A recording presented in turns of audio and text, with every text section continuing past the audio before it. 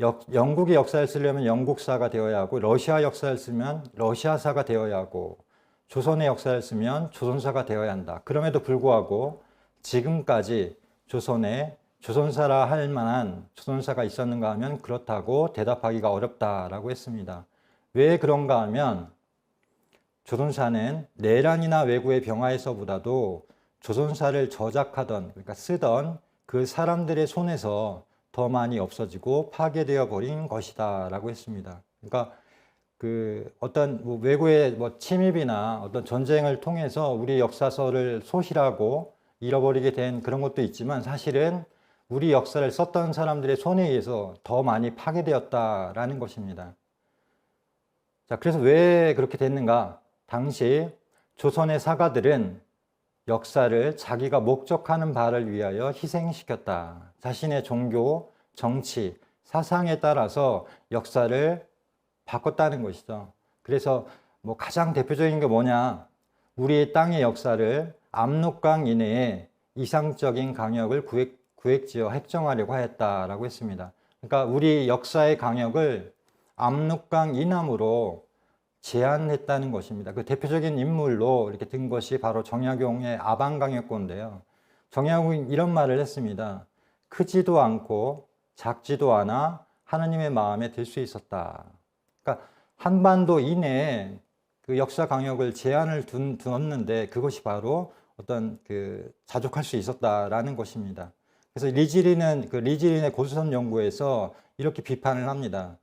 그는, 그러니까 정약용이죠, 고조선이 기자의 후예였다는 것을 영예로 생각하면서 고조선이 절대로 압록강 이북 오랑캐 지역에 있었을 리 없다는 것이다. 그러니까 그 당시에 이제 조선의 어떤 소중화 사상이 그 역사 강역을 압록강 이북을 오랑캐의 땅으로 보고 동족으로 생각하지 않는 거죠. 그래서 이 한반도 이내로 축소하는 계기가 되었다라는 것입니다. 이 지도가 이제 대표적으로 당시에 정약용이 정했던 폐수, 그러니까 중국과 우리와의 그 경계를 폐수라고 하는데요. 그 폐수를 압록강으로 이렇게 설정을 합니다. 그래서 이 압록강 이북의 땅을 오랑캐의 땅으로 설정을 했다는 것이죠. 이런 어떤 부작용 때문에 지금도 주류에서는 그 식민사관에 의해서 우리의 역사강이 축소된 것이 아니고, 실제로는 조선 후기의 실학자들, 학자들의, 유학자들에 의해서 그것이 이미 검증이 되었다, 그렇게 이미 설정이 되었다라고 하면서 대표적으로 드는 저서가 바로 정약용의 아방강역고입니다. 그래서 한겨레 21일에 나온 기사를 봐도 기경련 교수죠, 지금은. 교수가 이런 얘기를 했습니다. 정약용은 아방강역고에서 한사군 위치를 낭랑은 지금의 평안도와 황해도 이도의 땅이라고 분명히 밝혔다.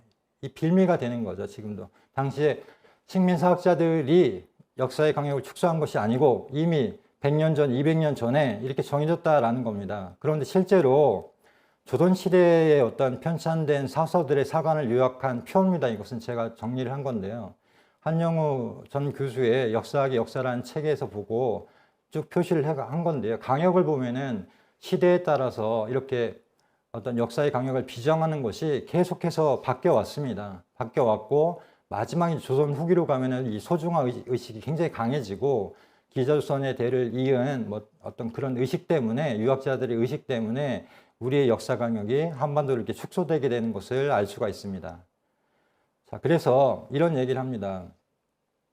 무국, 일현 등 불자들이 지은 사책에는 불법이 한자도 들어있지 않은 왕검 시대부터 인도의 범어로 만든 지명과 인명이 가득 차 있고, 김부식 등 유가들이 쓴 문자에는 공자 맹자의 학설인 인의를 우습게 하는 상국의 무사들의 입에서 경전, 그러니까 유가 경전이죠, 경전의 말들이 일상 쓰는 말처럼 읊어지고 전해졌다. 그래서 중국에 유학하고 돌아온 채치엄만 시시콜콜하게 서술화했다라고 해서 불자들에 의해서 또는 유가들에 의해서 이렇게 역사가 제 입맛에 맞게끔 바뀌어졌다는 것을 이렇게 비판하고 있습니다.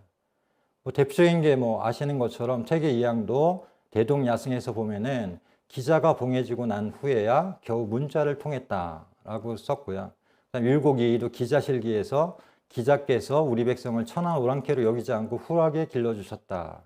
그래서 당군의 출현은 문헌상 상고할 수 없다. 이런 어떤 그 4대 의식을 가지고 모아 사상을 가지고 우리 역사를 바라보고 썼던 것입니다. 그래서 뭐 결론은 이겁니다. 뭐 중국의 식민지, 뭐 한사군으로부터 시작을 해서 그 일본의 식민지, 임나 일본부까지 해서 그 남과 북이 사실은 식민지로부터 시작을 했고 식민지로 이렇게 끝나게 되는 그런 역사를 그 노예사관을 갖게 된 것입니다. 자, 그 다음에는 이조 태종에 이르러서는 더욱 맹목파의 선봉이 되어 서운관에 보관되어 있던 문서들을 공자의 도에 위배된다고 해서 불태워버렸다라고 되어 있습니다.